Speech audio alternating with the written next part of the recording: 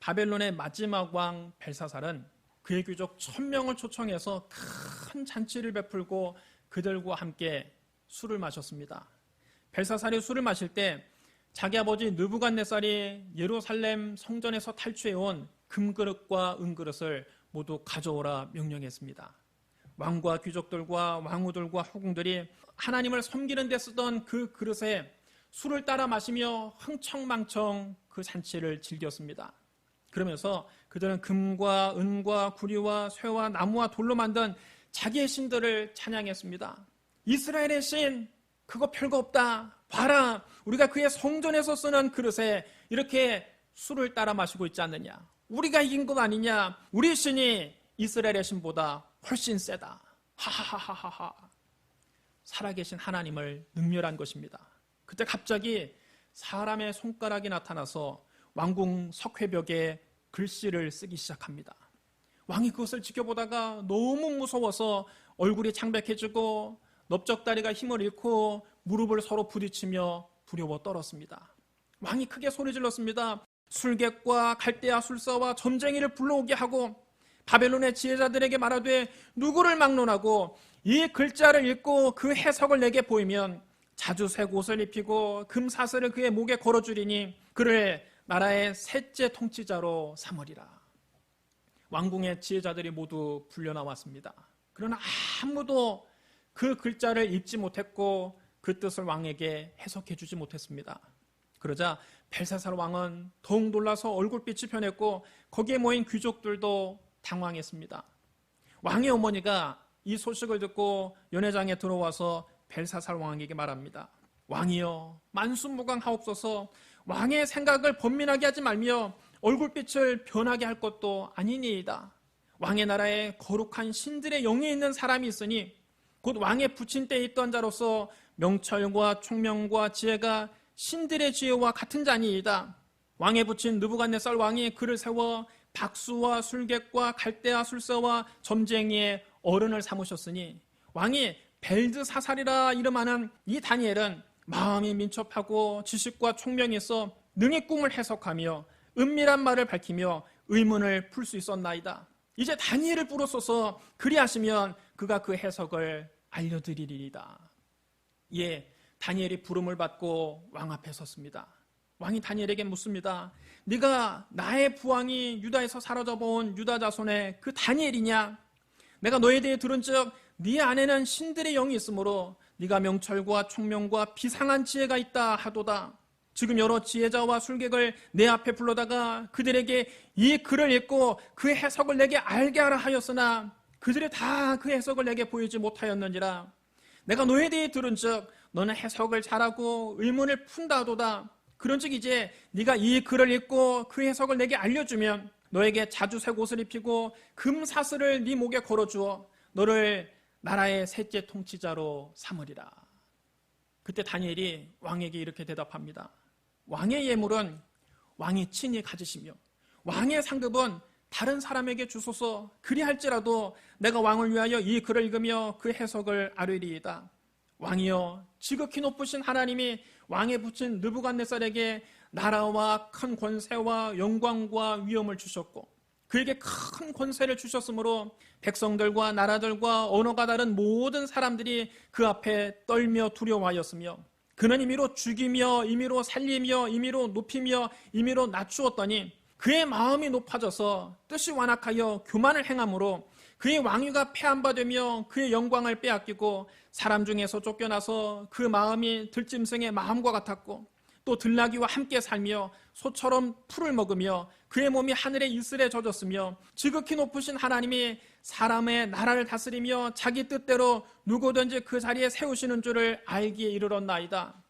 벨사살이여, 왕은 그의 아들이 되어서 이것을 다 알고도 아직도 마음을 낮추지 아니하고 도리어 자신을 하늘의 주제보다 높이며 그의 성전 그릇을 왕 앞으로 가져다가 왕과 귀족들과 왕후들과 후궁들이 다 그것으로 술을 마시고 또 왕이 보지도 듣지도 알지도 못하는 금, 은, 구리, 쇠와 나무, 돌로 만든 신상들을 찬양하고 도리어 왕의 호흡을 주장하시고 왕의 모든 길을 작정하시는 하나님께는 영광을 돌리지 아니한지라.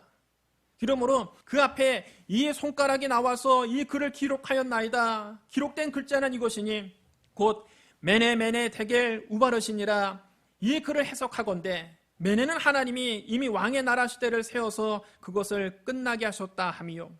데겔은 왕을 저울에 달아보니 부족함이 보였다 함이요. 베레스는 왕의 나라가 나뉘어서 메대와 바사 사람에게 준바되었다 함이니이다. 메네 메네 데겔 우바르신이란 세었다 세었다 달아보았다 그리고 나누었다 그런 뜻입니다. 하나님께서 바벨론 시대를 세워보시고 벨사살 왕을 저울에 달아보니 부족함이 드러나서 바벨론을 나누어서 메대와 바사 사람에게 주실 것이라는 말씀입니다. 벨사살 왕이 이 다니엘의 해석을 듣고 보니까 무릎을 쳤습니다. 과연 들은 대로 대단하도다. 그가 너무 마음이 답답했는데 다니엘의 해석을 듣는 순간 그 답답한 마음이 뻥 뚫렸습니다. 왕이 약속한 대로 다니엘에게 자주색 옷을 입히고 금사슬을 그의 목에 걸어주고 그를 나라의 세 번째 통치자로 삼았습니다. 그런데 바로 그날 밤, 다른 날도 아닙니다. 바로 그날 밤 바사왕 고레스가 보낸 다리오 장군이 군대를 이끌고 그 연회장을 기습했습니다. 메대와 바사 군대가 연회장에 들어와 보니까 사람들이 다 만취해서 인사불성이 돼 있었습니다. 메대 사람 다리오는 벨사살 왕을 그 자리에서 죽이고 바벨론 제국을 멸망시켰습니다. 그 거대한 바벨론 제국이 하룻밤에 멸망당하고 역사의 뒤안길로 사라졌습니다. 바벨론 제국이 멸망하고 바사 제국 시대가 새롭게 열린 것입니다. 성경에서 말하는 바사는 페르시아를 말하는 것입니다. 바사왕 고레스는 메대 사람 다리오를 총독으로 임명해서 옛 바벨론 땅을 그에게 다스리게 했습니다. 다니엘이 바벨론의 포로로 끌려와서 온갖 고생을 하다가 이제 좀 살만하게 되니까 정권이 바뀌어버린 것입니다. 나라가 바뀌었습니다. 세상이 바뀌었습니다. 다리오 왕은 도지사 120명을 세워서 전국을 다스리게 합니다. 그리고 그들 위에 총리 3명을 두어서 전국에 나가 있는 도지사들이 그 총리에게 업무를 보고하게 합니다. 그래서 일상적인 업무 때문에 왕을 번거롭게 하는 일이 없게 했습니다. 그런데 여러분 그 총리 3명 중 1명이 누군지 아십니까? 그 총리 3명 중 1명이 다니엘입니다.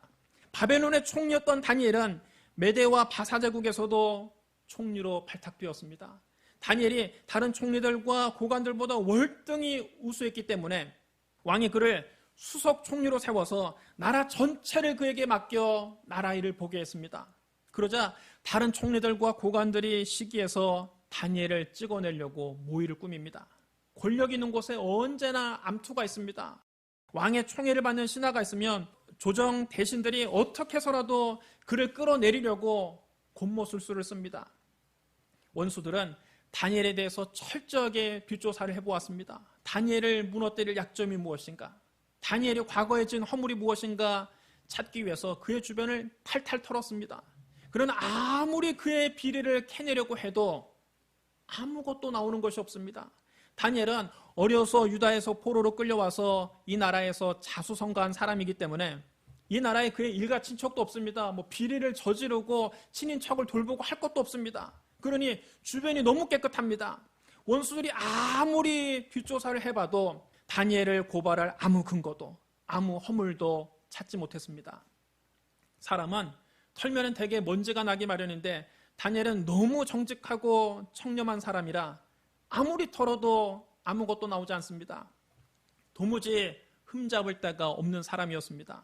보통의 방법으로는 다니엘을 무너뜨릴 수가 없자 원수들은 그의 신앙을 빌미로 덫을 놓기로 했습니다. 총리들과 고관들이 다 모여서 다리오 왕을 찾아가 이렇게 하렵니다. 다리오 왕이여 만수무강하옵소서. 왕의 모든 총리와 지사와 총독과 법관과 관원이 의논하고 왕에게 한 법률을 세우며 한 금령을 정하실 것을 구하나이다. 왕이여 그것은 곧 이제부터 30일 동안에 누구든지 왕 외에 어떤 신에게나 사람에게 무엇을 구하면 사자굴에 던져넣기로 한 것이니이다. 그런즉 왕이여 원하건대 금령을 세우시고 그 조서에 왕의 도장을 찍어 메대와 바사에 고치지 아니하는 규례를 따라 그것을 다시 고치지 못하게 하옵소서. 여러분 30일 동안 다른 신도 섬기지 말고 다른 사람도 섬기지 말고 왕만 섬기게 해달라는데 그걸 싫어할 왕이 누가 있겠습니까? 다리오 왕의 기분이 좋아져서 흔쾌히 그 조서에 도장을 찍었습니다. 다니엘은 그 조서에 왕의 도장이 찍힌 것을 알고도 자기 집에 돌아가서는 평소에 하던 대로 윗방에 올라가서 예루살렘을 향해서 창문을 활짝 열고 하루 3번씩 무릎을 꿇고 하나님께 기도하며 감사를 드렸습니다. 다니엘은 자기가 하나님께 기도하면 원수들이 자기를 잡아다가 사자굴에 던져 넣을 것을 알고 있었습니다.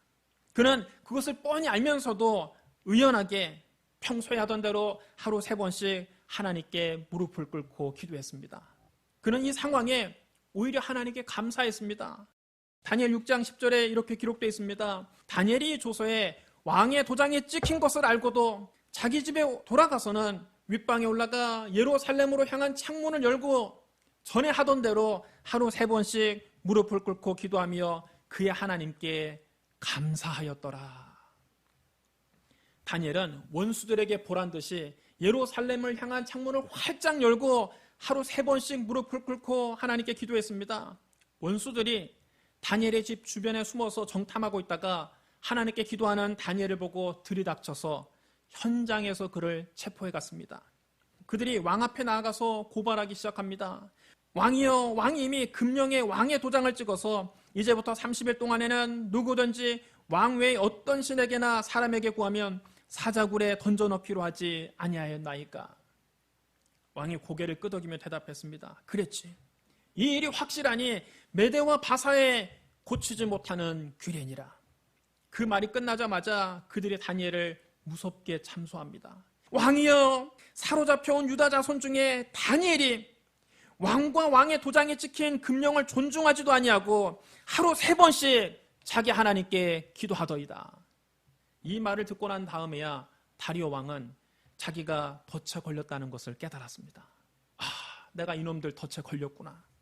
교활한 대신들의 관계에 말려든 겁니다. 자기가 가장 아끼는 신하를 꼼짝없이 사자법으로 내줄 수밖에 없게 됐습니다. 왕이 너무 근심했습니다. 왕은 다니엘을 건져내려고 마음을 쓰고 해가 질 때까지 백방으로 노력했습니다.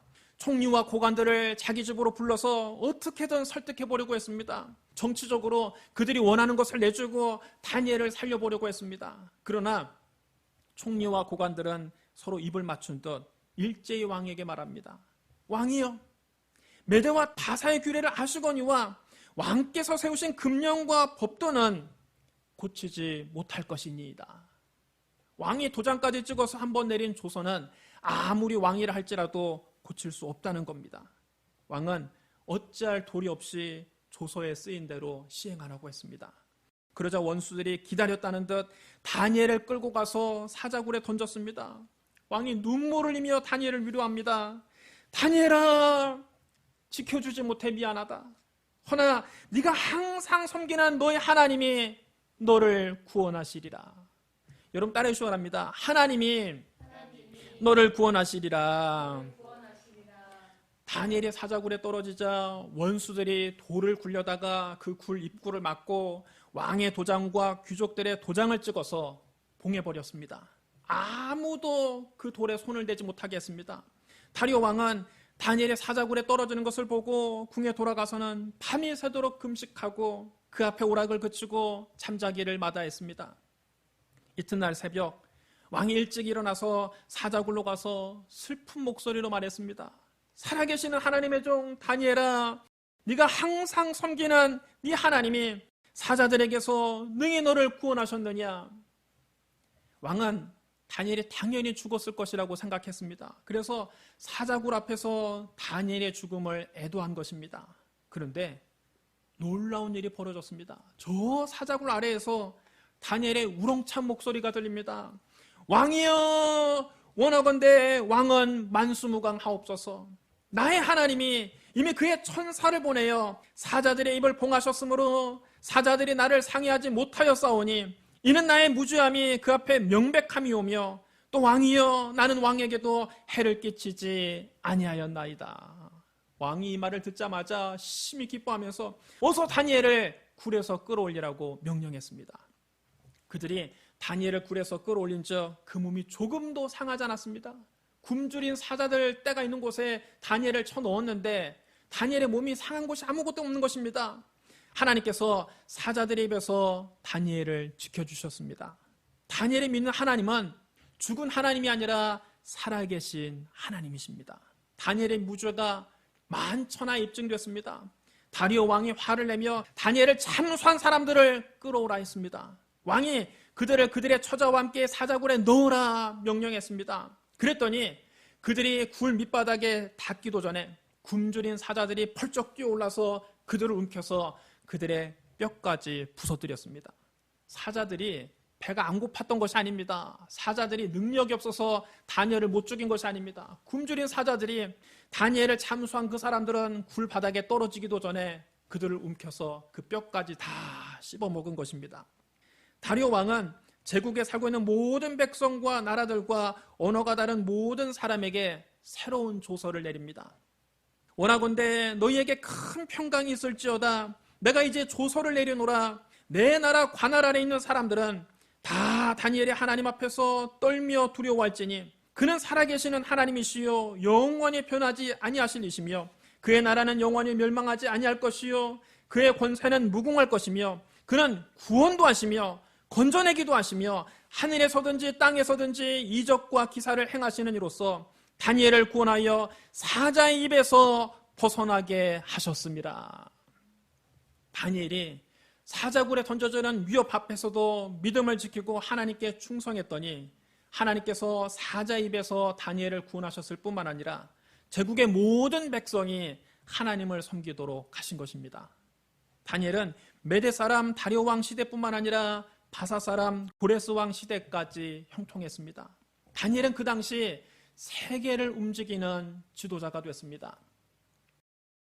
다니엘이 사자굴에 들어갔다가 무사히 살아나온 사건은 우리 주 예수 그리스도께서 무덤에 들어가셨다가 다시 살아나신 사건의 모형이요 그림자입니다. 총리와 고관들이 다니엘을 죽이려고 음모를 꾸몄던 것처럼 바리새인들이 예수님을 죽이려고 음모를 꾸몄습니다. 안식일에 예수님께서 회당에서 하나님 말씀을 전하실 때입니다. 거기에 한쪽 손 마른 사람이 있었습니다. 그는 한쪽 손을 쓸 수가 없어서 몹시 불편한 삶을 살았습니다.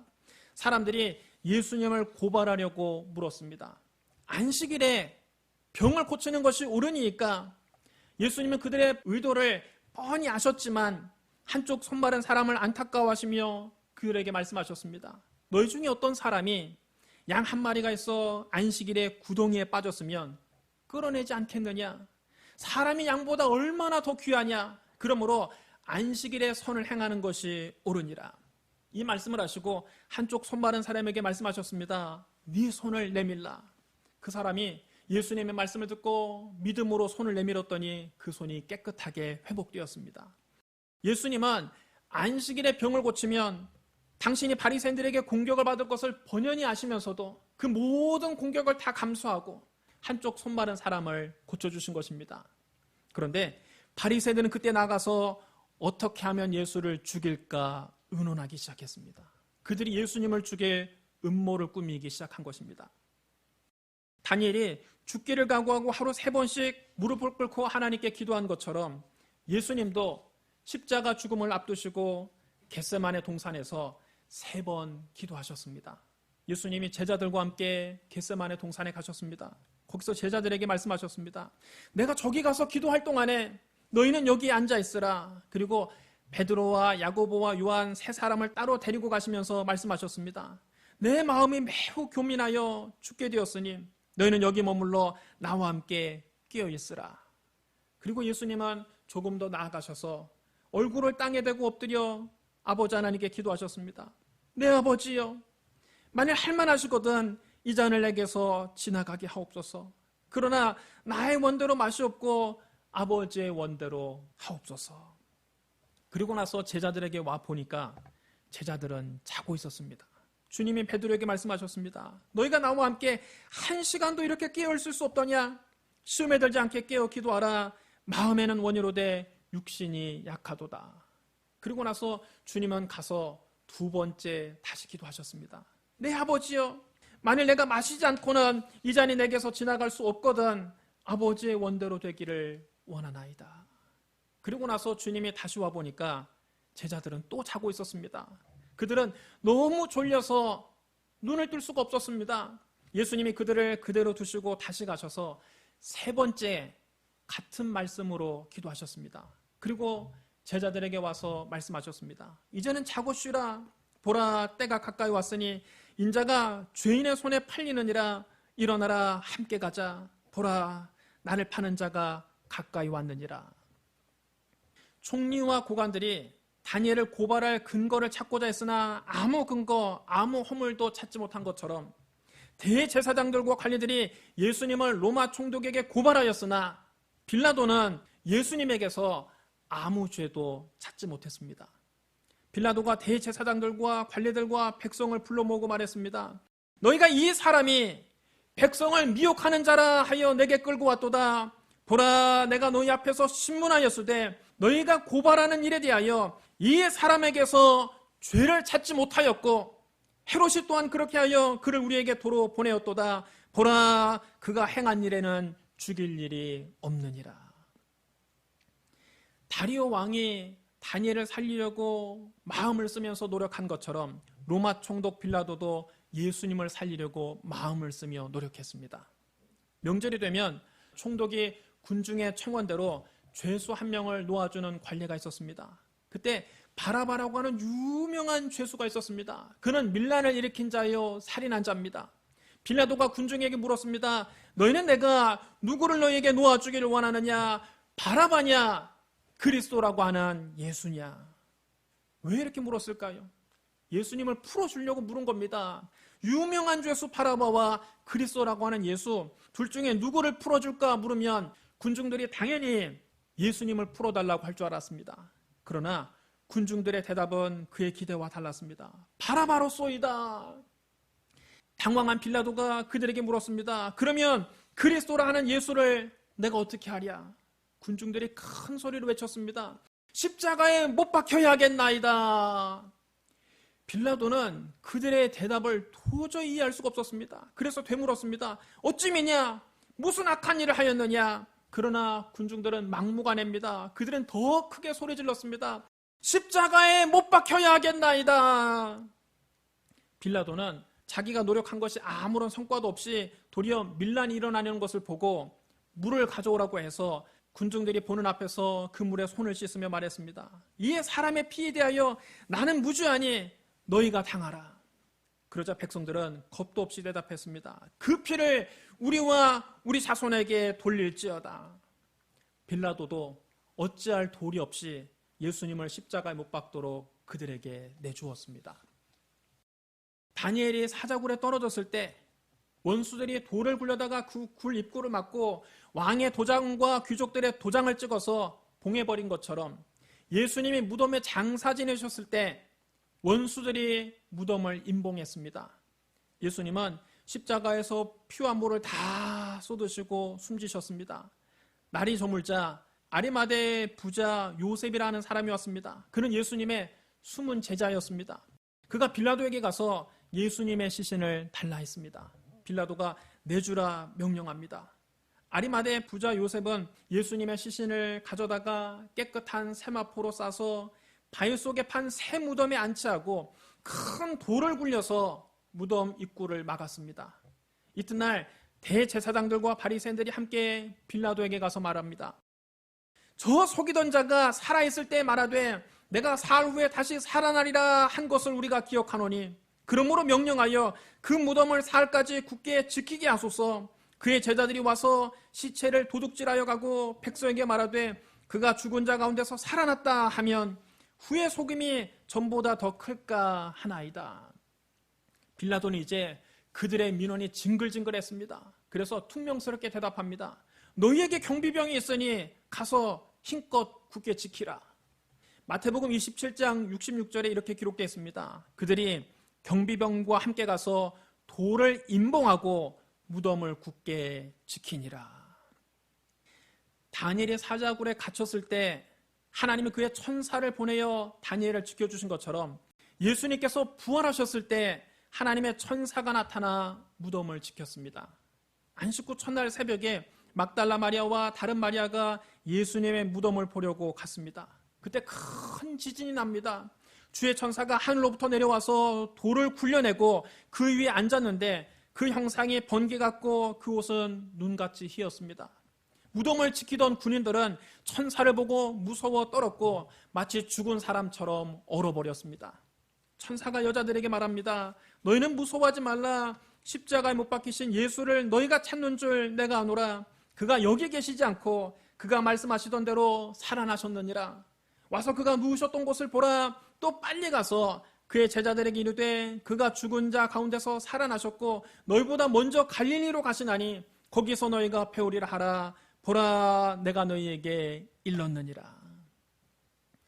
다니엘이 사자굴에서 살아나오자 다리오 왕이 온 땅에 조서를 내려서 살아계신 하나님을 선포한 것처럼 예수님께서 무덤에서 다시 살아나오시자 사도들은 예루살렘과 온 유대와 사마리아와 땅끝까지 이르러 복음을 선포했습니다. 사도 바울이 말합니다. 예루살렘에 사는 자들과 그들 관리들이 예수와 및 안식일마다 외우는 바 선지자들의 말을 알지 못하므로 예수를 정죄하여 선지자들의 말을 응하게 하였도다. 죽일 죄를 하나도 찾지 못하였으나 빌라도에게 죽여달라 하였으니 성경에 그를 가리켜 기록된 말씀을 다 응하게 한 것이라. 후에 나무에서 내려다가 무덤에 두었으나 하나님이 죽은 자 가운데서 그를 살리신지라. 여러분 따라해 주랍니다. 하나님이 죽은 자 가운데서 그를 살리신지라. 사랑하는 성도 여러분, 하나님은 사자굴에서 다니엘을 구원하셨습니다. 우리 하나님은 죽은 자 가운데서 예수님을 다시 살리셨습니다. 하나님은 지금도 살아계십니다. 지금 여러분은 어떤 사자굴에 갇혀 있습니까? 재정적인 문제의 사자굴에 갇혀 있습니까? 가정 불화의 사자굴에 들어가 고통당하고 있습니까? 자녀 문제가 여러분을 가두고 있는 사자굴입니까? 질병의 사자굴입니까? 인간관계의 사자굴입니까? 여러분을 도둑질하고 죽이고 멸망시키려고 하는 원수를 만났습니까? 이렇게 어려움 당할 때 하나님을 배신하고 하나님을 버리면 사자에게 잡혀먹히고 맙니다. 이럴 때일수록 살아계신 하나님을 더욱더 의지해야 합니다. 그러면 하나님께서 사자들의 입을 봉하셔서 우리를 조금 더 다치지 않도록 지켜주십니다. 우리 하나님은 죽은 하나님이 아니라 살아계신 하나님이십니다. 우리가 이 고난의 사자굴에서 끝까지 믿음을 지키면 살아계신 하나님께서 우리를 사자굴에서 건져주시고 우리를 이전보다 더 높여주십니다. 다니엘이 사자굴에 던져지면서도 의연하게 하나님을 믿는 믿음을 지킨 것처럼 어떤 시련과 고난이 닥쳐와도 끝까지 예수님을 믿는 믿음을 지키는 저와 여러분 되시기를 주님의 이름으로 축복합니다. 우리 기도하겠습니다. 사랑과 은혜가 풍성하신 하나님 아버지, 지금 우리가 고난의 사자굴에 갇혀 있습니다. 가정 문제, 직장 문제, 자녀들 문제, 부모님 문제, 건강 문제, 인간관계 문제에 갇혀 있습니다. 다니엘을 사자굴에서 건져주신 하나님, 우리도 이 고난의 사자굴에서 건져주시옵소서. 주의 천사를 보내사 사자들의 입을 봉하여 주시옵소서. 사자들이 우리를 해치지 못하게 하여 주옵소서. 구원하기도 하시며 건져내기도 하시며 하늘에서든지 땅에서든지 이적과 기사를 행하시는 살아계신 하나님을 찬양합니다. 예수님 이름으로 감사하며 기도드리옵나이다. 아멘.